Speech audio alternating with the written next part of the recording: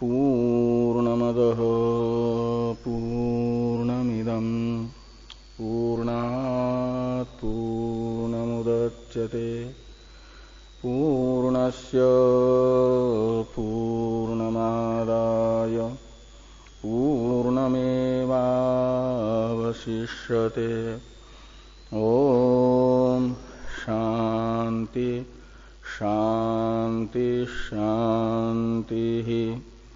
शंकरं शंकराचार्यं केशवं बादरायणं सूत्रभाष्य कृतो वन्दे भगवन्तौ पुनः पुनः।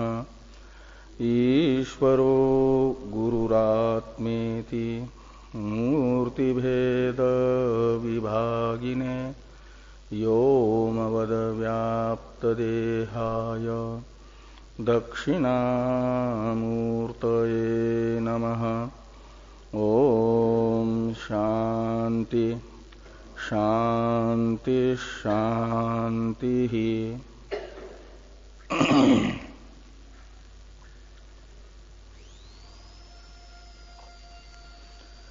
ब्रह्म सूत्र के द्वितीय अध्याय के प्रथम पाद के तृतीय अधिकरण का विचार हम लोग कर रहे हैं।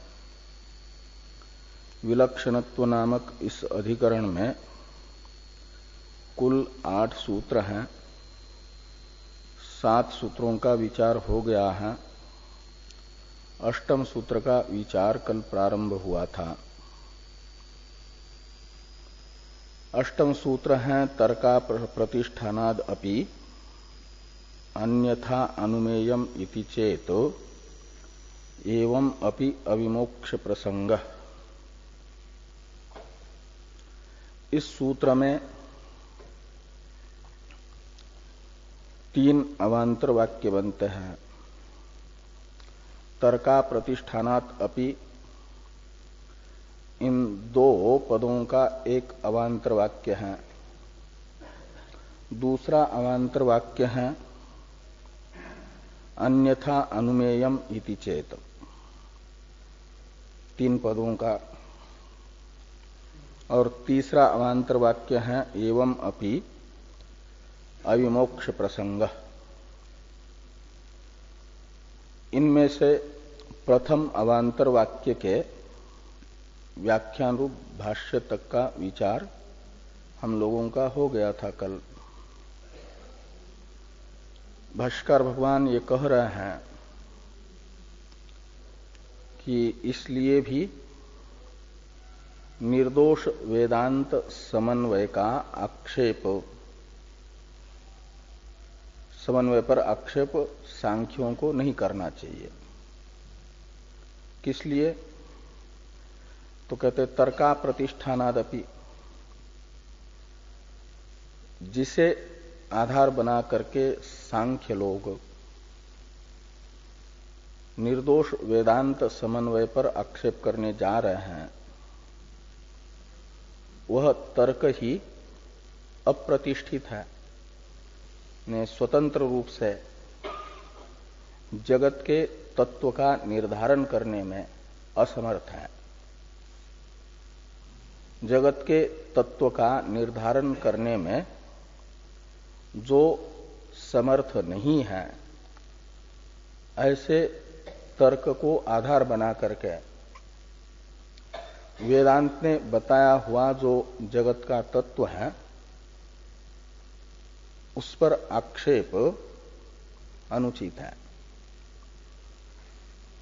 तर्का प्रतिष्ठानादपि, इतने प्रथम अवान्तर वाक्य का अर्थ है। और इसी प्रकार का इस वाक्य का अर्थ भाष्य में भाष्यकार भगवान ने बता दिया है। दूसरा अवान्तर वाक्य है अन्यथा अनुमेयम इति चेत। सांख्य कहते हैं कि यदि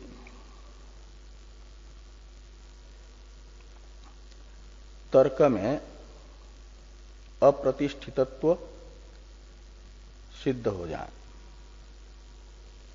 हम जिस तर्क को आधार बना करके वेदांत समन्वय पर आक्षेप कर रहे हैं, वह विलक्षणत्वादि रूप तर्क भले ही वे जगत तत्व का निर्धारण करने में अप्रतिष्ठित हो जाए, लेकिन ऐसे तर्क को हम अपनाएंगे जो जगत निर्धारण में असमर्थ नहीं है, जगत के तत्व का निर्धारण में। ऐसा तर्क अपनाएंगे जिससे अप्रतिष्ठा, तर्क में अप्रतिष्ठा रूप दोष भी सिद्ध न हो, और उस तर्क से जगत के तत्व के रूप में प्रधान का अनुमान करेंगे। ऐसा यदि सांख्य कहते हैं, अन्यथा अनुमेयम इति चेत, ये द्वितीय अवांतर वाक्य का अर्थ है। तो सिद्धांतियों का तृतीय अवांतर वाक्य है। प्रथम अवांतर वाक्य भी सिद्धांत को बताने वाला है, और तृतीय अवांतर वाक्य भी सिद्धांति का है। बीच वाला अवांतर वाक्य है पूर्व पक्षी का। तो पूर्व पक्ष की इस आशंका का समाधान एवं अपि अविमोक्ष प्रसंग, इससे किया। एवं अपि का मतलब इस प्रकार तर्क में दो भेद करेंगे, प्रतिष्ठित तर्क और अप्रतिष्ठित तर्क। ऐसे दो तर्क के भेद करेंगे, और कुछ तर्कों में ये अन्यथा अनुमेयम इति चेत, इस द्वितीय अवांतर वाक्य की व्याख्या करते हुए भाष्य में ये दो भेद आएंगे, प्रतिष्ठित तर्क, अप्रतिष्ठित तर्क। और एवं अपि का अर्थ है कि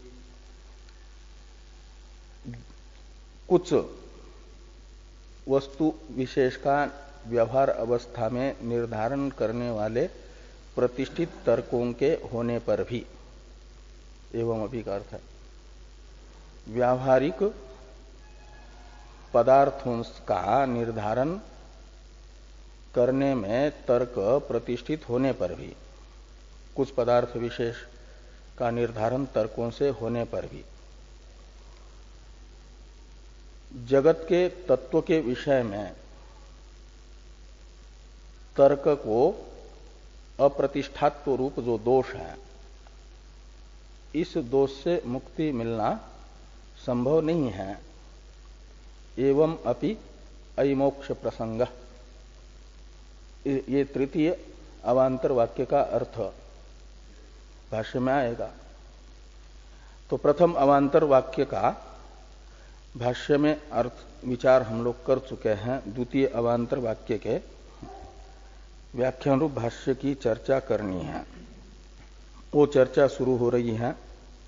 अथ उच्चेत अन्यथा वयम अनुमास्यामहे, यहां से लेकर के तस्मात् न तर्का प्रतिष्ठानम दोष इति चेत, यहां तक का भाष्य है सूत्रस्थ द्वितीय अवांतर वाक्य का व्याख्यान रूप भाष्य, जो कि सूत्र में पूर्व पक्ष का वाक्य है। इसलिए इतना भाष्य भी पूर्व पक्ष भाष्य कहलाएगा, आक्षेप भाष्य इतना। और एवं अपि अयमोक्ष प्रसंग, ये समाधान सूत्रांश है, और उस सूत्रांश का व्याख्यान रूप भाष्य समाधान भाष्य। तो अब आक्षेप भाष्य का जो टीका में अवतरण है इसको देखिए। सूत्र मध्यस्थ शंका भागम व्याचष्टे अथ उच्चेत इति। सूत्र मध्यस्थ जो पूर्व पक्ष की शंका को बताने वाला अंश है, सूत्रांश है, उसकी व्याख्या भाष्यकार भगवान अथ उच्चेत इत्यादि से प्रारंभ कर रहा है। भाष्य में देखिए, अथ उच्चेत, उच्चेत का कर्ता होगा पूर्व पक्षिणा। पूर्व पक्षी के द्वारा यदि यह कहा जाता है क्या कि अन्यथा वयम अनुमास्यामहे यथा न अप्रतिष्ठा दोषो भविष्यति, हम अन्यथा व्याख्यान करेंगे, अन्यथा अनुमान करेंगे। अन्यथा अनुमान करोगे का अर्थ क्या है? कहते हैं ऐसा अनुमान करेंगे कि जिससे तर्क में अप्रतिष्ठा दोष निवृत्त होगा। अप्रतिष्ठा नामक जो दोष आपने तर्का प्रतिष्ठानात इससे बताया, का मतलब सिद्धांतियों ने जिसे आधार बना करके वेदांत समन्वय पर आक्षेप का निराकरण किया, वह वेदांतियों का तर्का प्रतिष्ठान रूप जो हेतु है, इसे असिद्ध करने जा रहे हैं।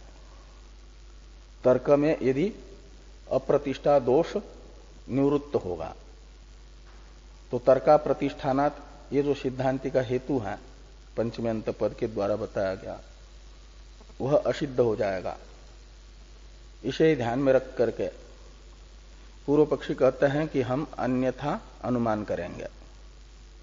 अन्यथा अनुमान करोगे तो किस प्रकार का अनुमान करोगे? तो कहते इस प्रकार कि यथा यानी ये न प्रकारेण अप्रतिष्ठा दोषो न भविष्यति, तर्क में सिद्धांति को प्रतीयमान अप्रतिष्ठा नामक दोष है वह नहीं रहेगा।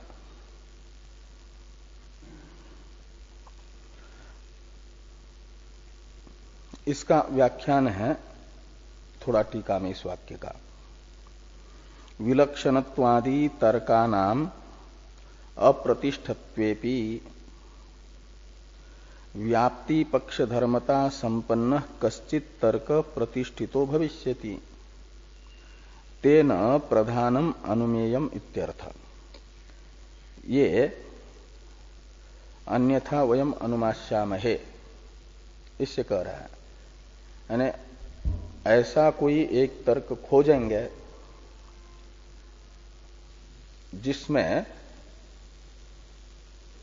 अप्रतिष्ठा रूप दोष नहीं रहेगा और अप्रतिष्ठा रूप दोष से रहित निर्दोष उस तर्क से जगत के कारणत्वेन रूपेण प्रधान का हम अनुमान करेंगे।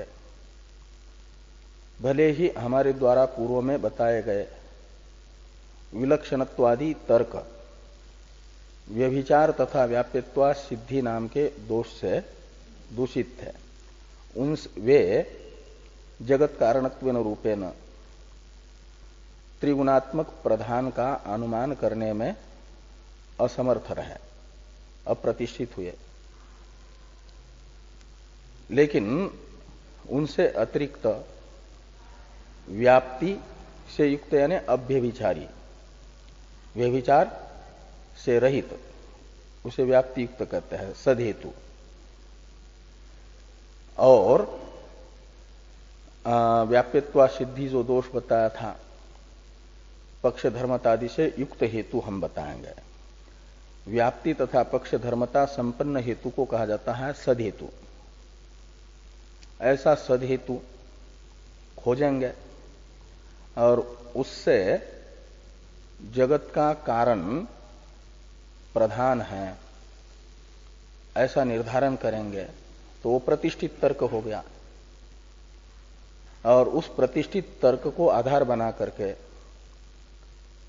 वेदांत समन्वय पर आक्षेप बन सकता है तर्क निमित्तक।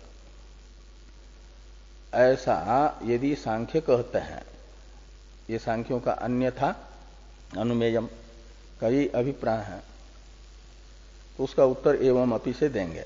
लेकिन अभी तो ये सूत्रात्मक व्याख्यान हुआ, अन्यथा अनुमेयम इसका, इसी का अभी विवरण होगा। ये सूत्रात्मक भाष्य है। इस सूत्रात्मक भाष्य का विवरणात्मक भाष्य स्वयं आगे है। इतने से यह स्पष्ट होगा कि सांख्य ये कह रहे हैं कि कुछ तर्क विशेष अप्रतिष्ठित होने पर भी सभी के सभी तर्क अप्रतिष्ठा नामक दोष से युक्त ही होते हो, ऐसी बात नहीं। उस दोष से रहित भी कुछ तर्क हैं और उस तर्क से जगत कारणत्वेन रूपेण प्रधान का अनुमान होगा, तो वेदांत समन्वय पर आक्षेप तर्क निमित्त क्यों नहीं हो पाएगा? जरूर हो सकता है। ये अभिप्राय सांख्यों का है, अन्यथा अनुमेयम, ये शंका करते समय।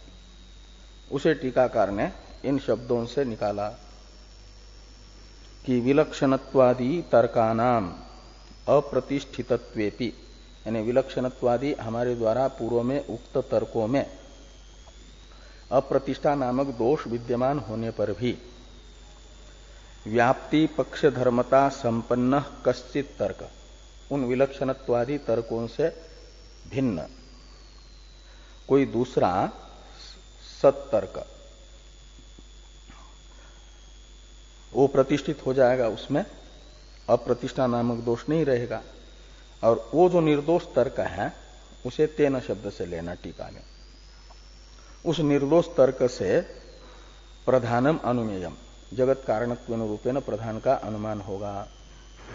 और उस निर्दोष तर्क को आधार बना करके वेदांत ने जो जगत का कारण बताया है शुद्ध चेतन ब्रह्म, उस पर आक्षेप हो सकता है वेदांत समन्वय पर।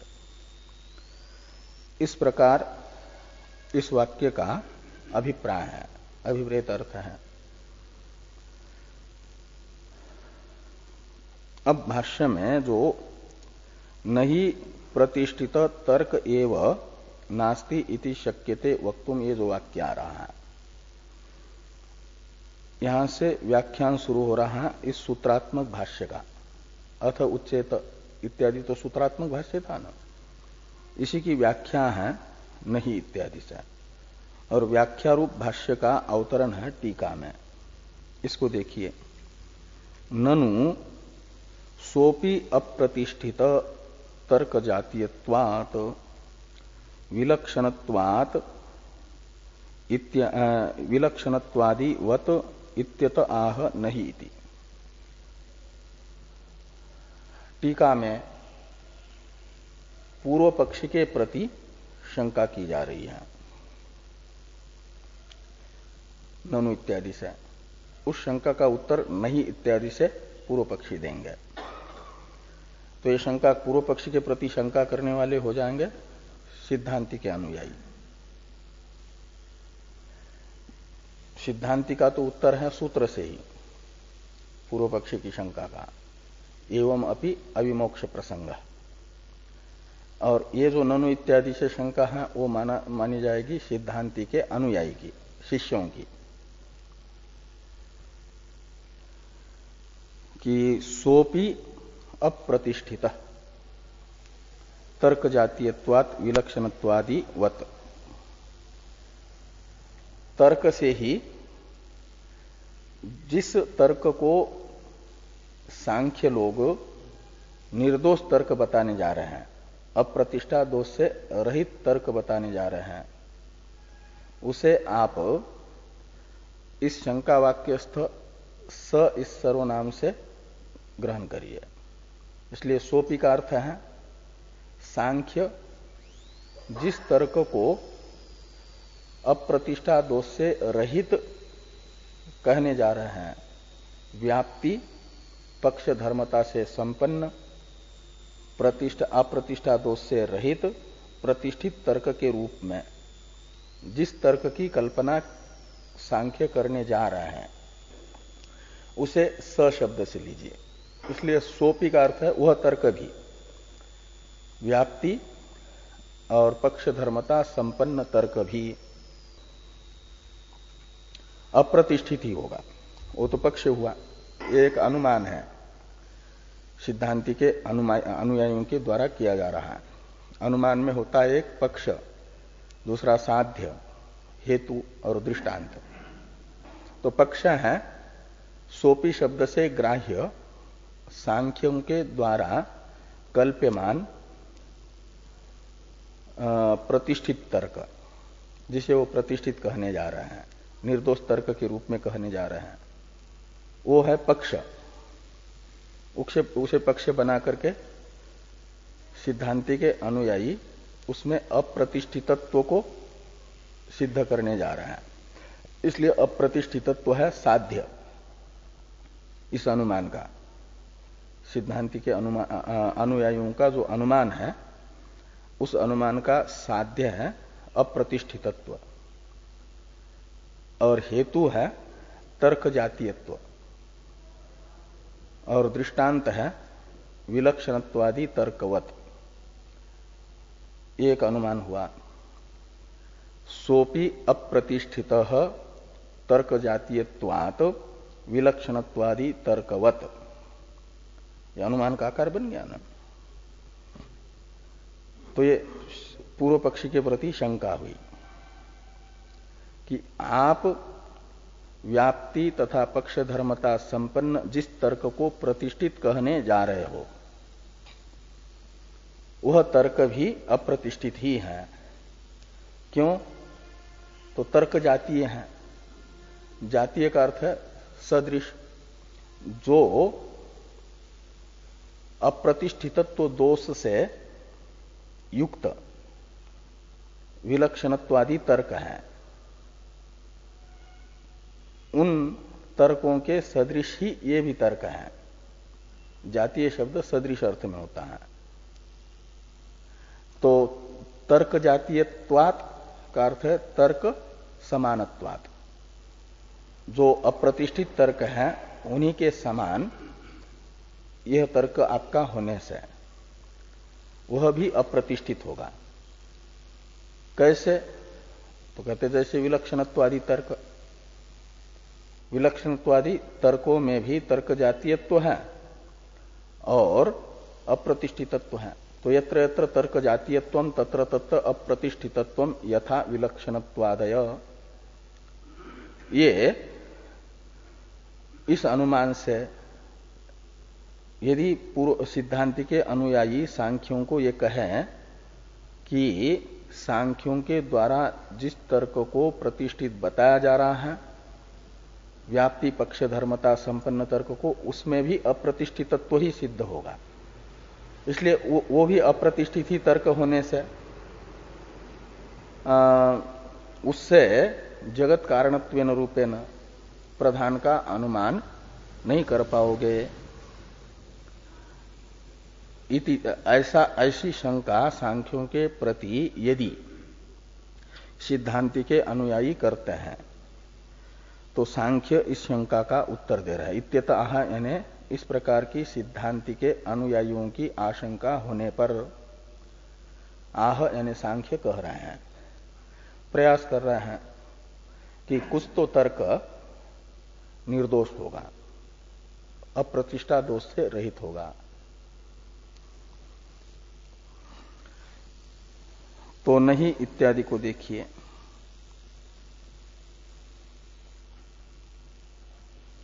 नहीं प्रतिष्ठितः तर्क एव नास्ति इति शक्यते वक्तुम, ये सांख्य कह रहे हैं। प्रतिष्ठित कोई तर्क होता ही नहीं, ये कहना भी संभव नहीं है। सभी के सभी तर्क अप्रतिष्ठित ही होते हैं, ये कहना उचित नहीं है। ये यहां पर सांख्यों का इस वाक्य से अभिप्राय है।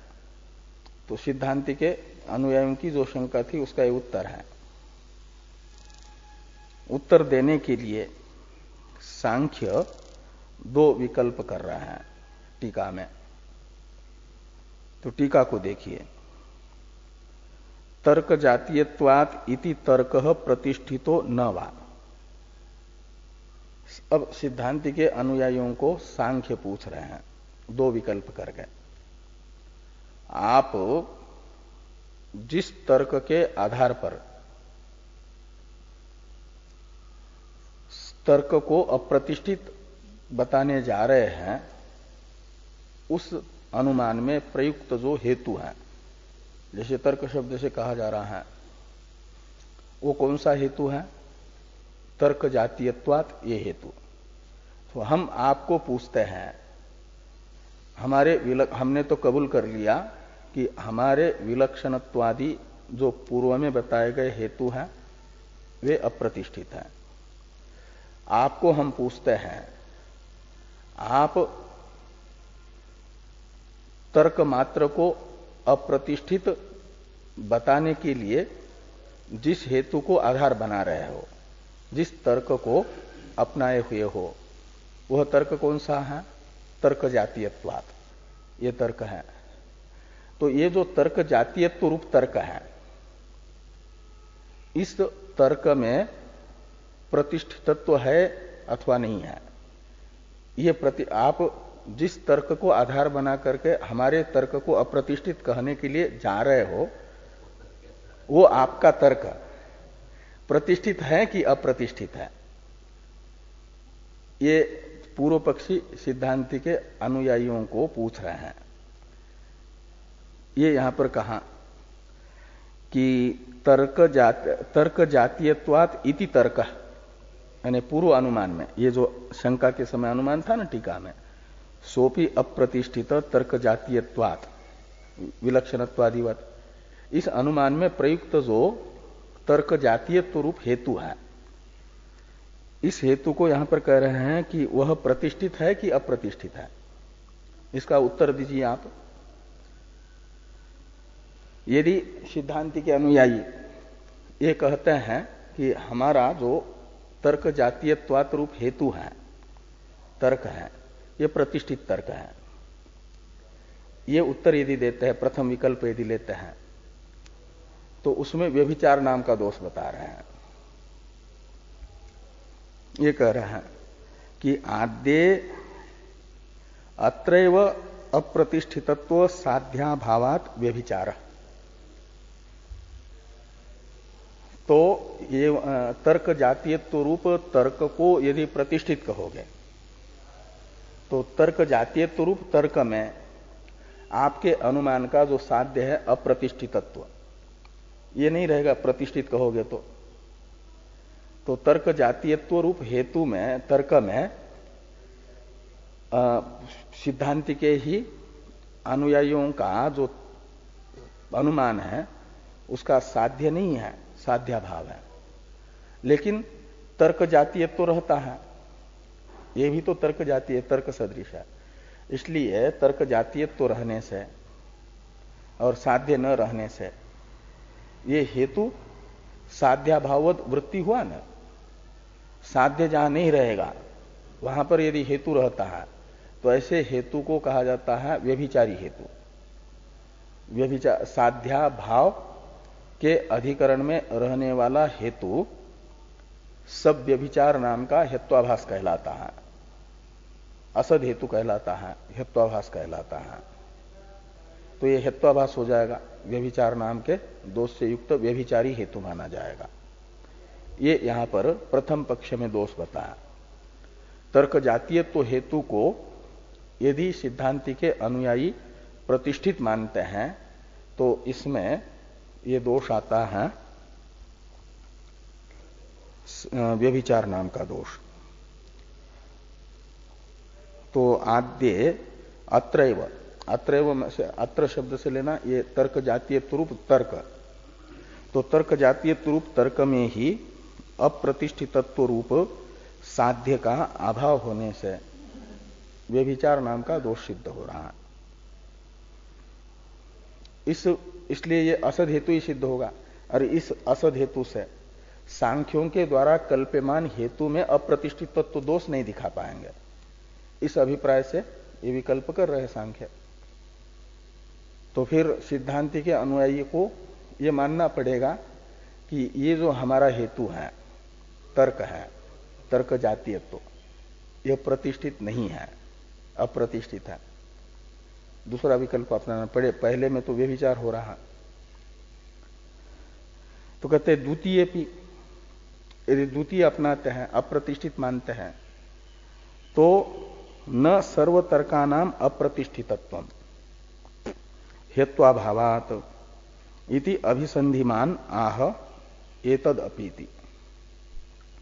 तो द्वितीय हुआ कि तर्क जातीयत्व रूप तर्क अप्रतिष्ठित है, ये यदि सिद्धांति के अनुयायी मानेंगे तो कहते हैं द्वितीयपि न सर्वतर्कानाम अप्रतिष्ठितत्वम। भले ही ये तर्क यदि ये तर्क जातीय रूप तर्क अप्रतिष्ठित होता है, तो सांख्य जिन व्याप्ति तथा पक्षधर्मता संपन्न तर्क को प्रतिष्ठित मानने जा रहे हैं, वो उनका अभिष्ट सिद्ध होगा। सिद्धांति का ये तर्क यदि अप्रतिष्ठित सिद्ध होगा तो फिर उसमें सोपि अप्रतिष्ठित तर्क जातीयत्वात् विलक्षणत्वादिवत इस अनुमान से अप्रतिष्ठितत्व सिद्ध नहीं होगा। तो मानना पड़ेगा कुछ तर्क ऐसे हैं जो प्रतिष्ठित है, अप्रतिष्ठा दोष से रहित है। ये कह रहे हैं कि द्वितीयेपि न सर्वतर्कानाम अप्रतिष्ठितत्वम, कुछ तर्क अप्रतिष्ठित होने पर भी सभी के सभी तर्क अप्रतिष्ठित नहीं होते। क्यों कहते हैं सर्वतर्कानाम अप्रतिष्ठितत्वम न हेत्वाभावात्? कौन सा? तर्क जातीयत्व रूप जो हेतु है उसका अभाव होने से। अप्रतिष्ठितत्व हेतु को सिद्ध करने वाला तर्क जातीयत्व रूप जो हेतु है उसका अभाव होने से सभी में वो ये नहीं होगा, अप्रतिष्ठितत्व दोष सिद्ध नहीं होगा। इस अभिप्रायवान, अभिसंधि शब्द का अर्थ होता अभिप्राय, और अभिसंधिमान का अर्थ हुआ अभिप्राय वाले पूर्व पक्षी, ये कह रहे हैं। क्या कहते हैं कि एतद अपि ही तर्कानाम अप्रतिष्ठितत्वम तर्के नैव प्रतिष्ठाप्यते। ये जो तर्कों का अप्रतिष्ठितत्व है, सिद्धांति के अनुयायियों का साध्य, सोपि अप्रतिष्ठित तर्क जातीयत्वात् विलक्षणत्वादिवत, ये जो सिद्धांति का अनुमान है, इस अनुमान में साध्य है अप्रतिष्ठितत्व। इस साध्य की सिद्धि सिद्धांति के अनुयायी तर्क से ही करने जा रहे हैं, और तर्क से ही करेंगे, और उस तर्क को यदि अप्रतिष्ठित मानेंगे, तर्क जातीयत्व रूप तर्क को, तो ये साध्य सिद्ध नहीं होगा। हमारा तर्क प्रतिष्ठित सिद्ध हो जाएगा। तो एतद अपि तर्कानाम अप्रतिष्ठितत्वम तर्के नैव प्रतिष्ठाप्यते। इसलिए मानना पड़ेगा कि केशांचित तर्कानाम अप्रतिष्ठितत्व दर्शनेन अन्येषाम अपि तज्जातीयकानाम तर्कानाम अप्रतिष्ठितत्व कल्पनात्। क्यों तर्क से ही तर्कों में अप्रतिष्ठितत्व बताया जा रहा, कहते इस प्रकार कि कुछ तर्क विशेषों में, विलक्षणत्वादि तर्क विशेषों में अप्रतिष्ठितत्व रूप दोष को देख करके बाकी जितने भी अन्य तर्क हैं उनमें भी तज्जातीय का नाम यानी तर्क जातीय का नाम अप्रतिष्ठा दोष से दूषित तर्कों के सदृशी होने से अप्रतिष्ठितत्व की कल्पना की जा रही है। इसलिए ये माना जाएगा कि तर्कों में जो सोपि अप्रतिष्ठित इत्यादि से क्या किया जा रहा है, तर्क से ही अप्रतिष्ठितत्व दोष बताया जा रहा है। इसलिए जो तर्क मात्र में अप्रतिष्ठितत्व दोष को बताने के लिए प्रयुक्त है, वह भी तर्क कोटि में होने से उससे उसका वो साध्य सिद्ध नहीं होगा, ये अर्थ निकलेगा।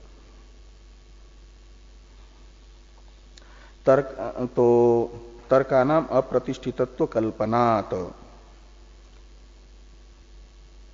अब सर्वतर्का प्रतिष्ठायांच लोक व्यवहार उच्छेद प्रसंग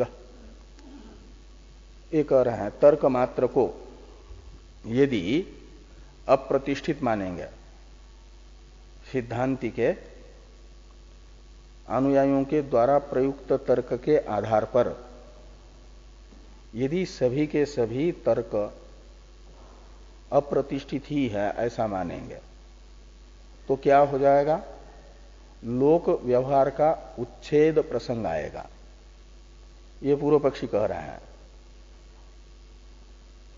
अनुभूयमान लोक व्यवहार का उच्छेद न हो इसलिए मानना पड़ेगा लोक व्यवहार हेतुभूत जो तर्क हैं वे प्रतिष्ठित हैं, ऐसा मानना पड़ेगा। और यदि तर्क मात्र को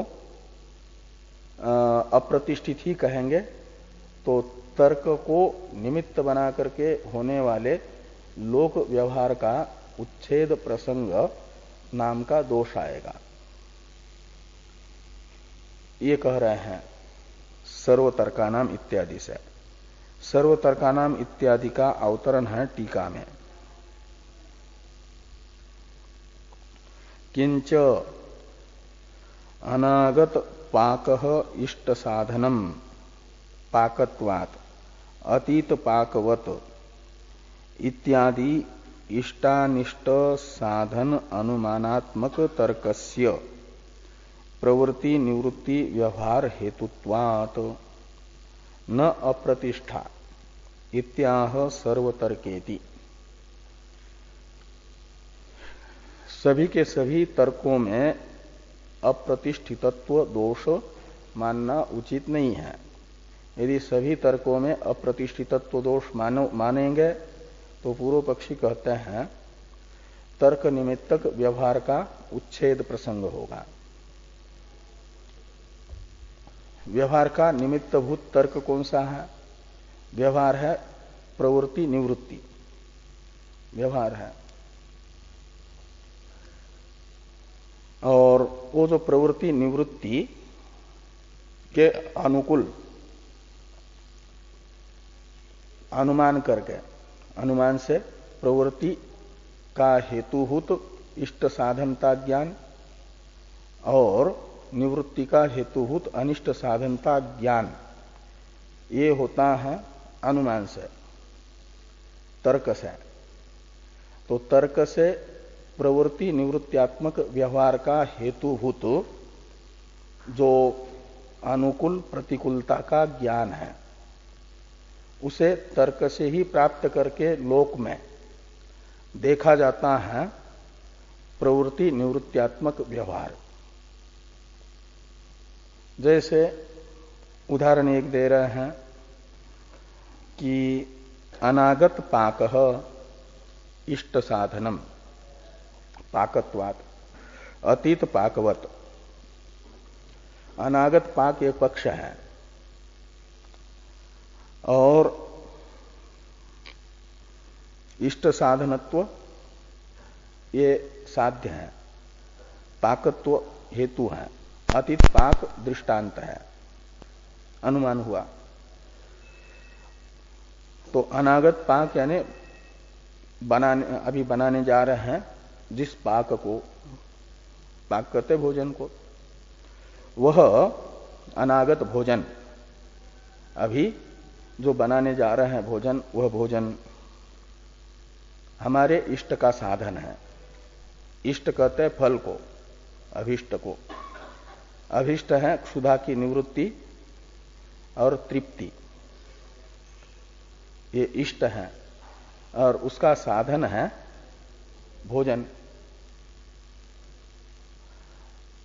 तो जो अनागत भोजन है यानी अभी करना है, जो किया नहीं है, और क्षुधा लगी है, तृप्त होना चाहता है, क्षुधा की निवृत्ति चाहता है, तो क्षुधा निवृत्ति, वर्तमान क्षुधा निवृत्ति और भावी तृप्ति ये अभिष्ट है। और इस अभिष्ट का साधन है, अब भोजन करेंगे, जो किया जाने वाला भोजन है वो है अनागत भोजन। वो करेंगे तो वर्तमान क्षुधा की निवृत्ति होगी और ये क्षुधा जाएगी तो तृप्ति आएगी। तो वर्तमान क्षुधा की निवृत्ति, भावी क्षुधा की प्राप्ति का साधन वो है इष्ट दोनों, और उसका साधन है अनागत भोजन। उसमें इष्ट साधनत्व का अनुमान होगा, साध्य है वो। उसमें इष्ट साधनत्व का अनुमान क्यों होगा? तो कहते हैं पाकत्वात्, भोजन है। कैसे? तो कहते हैं अतीत पाकवत। तो अतीत पाकने, जैसे अतीत में लगी हुई क्षुधा को निवृत्त किया और तृप्ति को प्राप्त कराया, तृप्ति लाई। तो अतीत भोजन से हमने अनुभव किया। अतीत भोजन में पाकत्व था और क्षुधा निवर्तकत्व तथा तृप्ति हेतुत्व था। तो हम यही चाहते हैं, तो निश्चित ही वर्तमान क्षुधा की निवृत्ति अनागत भोजन से हो सकती है। ये जो अनुमान है, तो यत्र यत्र पाकत्वम तत्र तत्र इष्ट साधनत्वम दृष्टांत हुआ अतीत पाकवत। तो ये यहां पर पाकत्व रूप जो तर्क है, मानना पड़ेगा इस तर्क को प्रतिष्ठित। इसी तर्क से भोजन में इष्ट साधनत्व का ज्ञान होता है और भोजन में प्रवृत्ति होती है। और अग्नि को कोई उठाने जा रहा है या विष पीने जा रहा है, तो विषपानम अनिष्ट साधनम। देखा था किसी ने विष पिया और उसकी मृत्यु हुई, अनिष्ट है मृत्यु। और वो किससे हुई? विषपान से। तो अतीत देवदत्त नामक व्यक्ति ने विषपान किया, वो मर गया। तो ऐसे यदि हम अनागत जो विषपान है वो करेंगे तो निश्चित ही उससे मृत्यु रूपी अनिष्ट प्राप्त होगा। ये देख करके विषपान से निवृत्ति। तो ये प्रवृत्ति निवृत्ति रूप व्यवहार का हेतुभूत जो इष्ट साधनता अनिष्ट साधनता ज्ञान है, वह तर्क से होता है। जिस तर्क से हो रहा है उस तर्क को मानना पड़ेगा प्रतिष्ठित। यदि वो अप्रतिष्ठित होगा तो मानना पड़ेगा उससे सम्यक ज्ञान नहीं हुआ। तो कोई भी असम्यक ज्ञान से प्रवृत्त नहीं होता। तो ये कह रहे हैं कि किंच अनागत पाक इष्ट साधनम पाकत्वात् अतीत पाकवत इत्यादि इष्टानिष्ट साधन अनुमानात्मक तर्कस्य प्रवृत्ति निवृत्ति व्यवहार हेतुत्वात्। प्रवृत्ति निवृत्ति रूप जो व्यवहार है उसका हेतु है तर्क। इष्ट साधनता अनिष्ट साधनता ज्ञान द्वारा तर्क हेतु होने से न अप्रतिष्ठा। वो इष्ट साधनता अनिष्ट साधनता ज्ञान का हेतुभूत जो तर्क है उस तर्क को अप्रतिष्ठित नहीं कह सकते।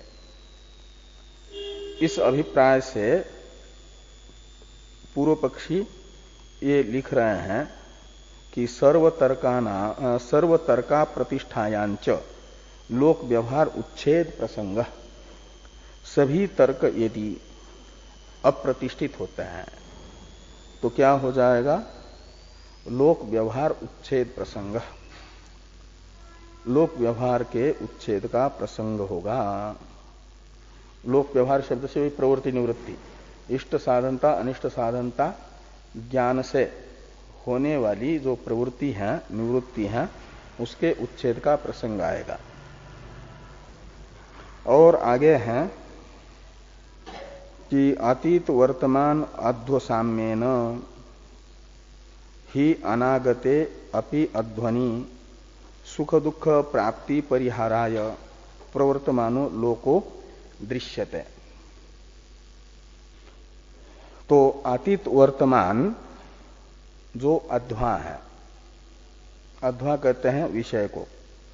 टीका में टीकाकार अध्वा शब्द का अर्थ कर रहे हैं अध्वा विषय। वो कौन? पाक भोजनादिर विष भक्षणादिश्च, ये अतीत वर्तमान अध्व शब्द से यानी अध्व शब्द से इनको लेना, किसको? जो इष्ट साधन है पाक भोजनादि रूप, ये तो है, ये भी अध्वा है, और विष भक्षणादि भी अध्वा है। ये है अनिष्ट के साधन। इष्ट साधन अनिष्ट साधन, ये अध्व शब्द का अर्थ निकलेगा। और अतीत वर्तमान अध्व यानी अतीत में तथा वर्तमान में जो इष्ट के साधन हैं, जो हमें अभिष्ट प्राप्त करा चुके हैं अतीत में, और वर्तमान में जो हमारे अभिष्ट की प्राप्ति के साधन हैं, वो हो जाएंगे वर्तमान या अतीत इष्ट साधन। और जिन साधनों से अतीत में हमें अनिष्ट जो दुख है उसकी प्राप्ति हुई, वर्तमान में भी जिन अनिष्ट साधनों से दुख की प्राप्ति हो रही है, उन्हें भी कहा जाएगा अतीत वर्तमान अध्वा शब्द से। लेकिन वो है अनिष्ट साधन रूप अध्वा, तो अध्वा का अर्थ है अनिष्ट साधन इष्ट साधन। तो अतीत वर्तमान जो इष्ट साधन तथा अनिष्ट साधन, और उन्हीं के समान अनागत जो इष्ट साधन है अनिष्ट साधन है। इष्ट साधन भोजनादि पाक भोजनादि, और अनिष्ट साधन विषपानादि। उनमें अतीत इष्ट साधनत्व अनिष्ट साधनत्व के समान ही धर्म देख करके फिर क्या होता है कि जिन अनागत अध्वों में इष्ट साधनत्व का निर्धारण होता है, उनमें तो प्रवृत्ति होती है सुख का साधन होने से, और जिनमें अतीत अनिष्ट साधनत्व का अनुभव हुआ है, ऐसे अनागत अनिष्ट साधनों में तत्सादृश्य देख करके उनसे निवृत्ति में प्रयत्नशीलता देखी जा रही है लोक में। इस प्रवृत्ति निवृत्ति का हेतु, ये प्रवृत्ति निवृत्ति है व्यवहार, और इसका हेतु है इष्ट साधनता अनिष्ट साधनता ज्ञान द्वारा तर्क। और उस तर्क को यदि अप्रतिष्ठित कहेंगे तो यह व्यवहार नहीं बन पाएगा। ये यहां पर पूर्व पक्षी कहने जा रहे हैं कि अतीत वर्तमान अध्व साम्य न ही अनागते अपि अध्वनि सुख दुख प्राप्ति परिहाराय प्रवर्तमानो लोको दृश्यते। इसका अर्थ कर रहे हैं टीका में टीकाकार। अध्वा शब्द का अर्थ कर दिया विषय पाक भोजनादिर विष भक्षणादिश्च, और तत्साम्यन पाकत्वादि अनागत विषये पाकादौ सुख दुख हेतुत्व अनुमित्या।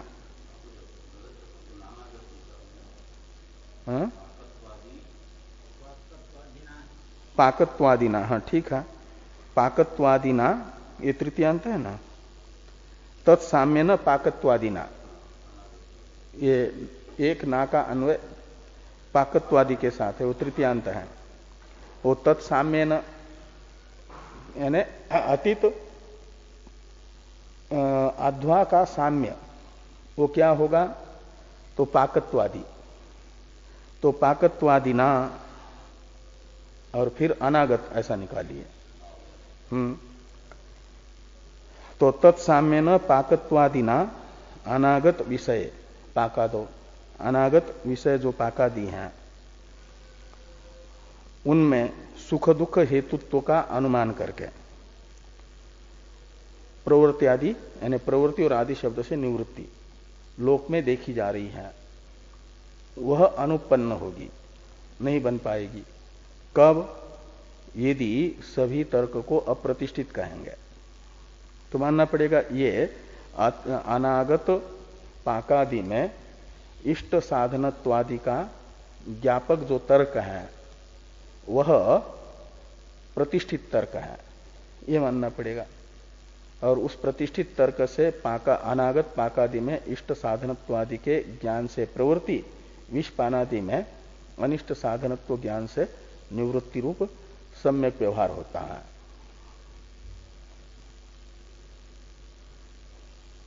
अब श्रुत्यर्थ विप्रतिपत्तौ च इत्यादि से बताया जा रहा है कि आपके आचार्य ने भी तर्क को अपनाया है। ये स्वयं ब्रह्म सूत्र भी क्या है, मीमांसा भी और ब्रह्म सूत्र भी, पूर्व मीमांसा एक प्रकार से श्रुति के तात्पर्य का निर्धारण करने के लिए जहां श्रुतियों का परस्पर विरोध प्रतीत होता है वहां पर तर्क के आधार पर ही श्रुति का सम्यक अर्थ निकाला जाता है, तात्पर्य अर्थ। तो वहां पर भी श्रुतियों के विरोध परिहार के समय क्या हो जाता है, श्रुतियों का परस्पर विरोध हो जाएगा तो तर्क ही सहयोगी बनता है। वो सहयोगी बनने वाला तर्क भी अप्रतिष्ठित मानोगे तो श्रुति का तात्पर्य अर्थ कैसे निर्धारित होगा।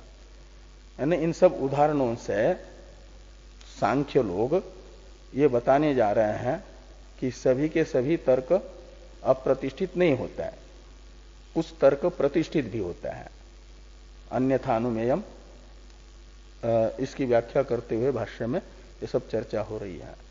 बाकी की चर्चा हम लोग परसों करेंगे, कल अनध्याय है।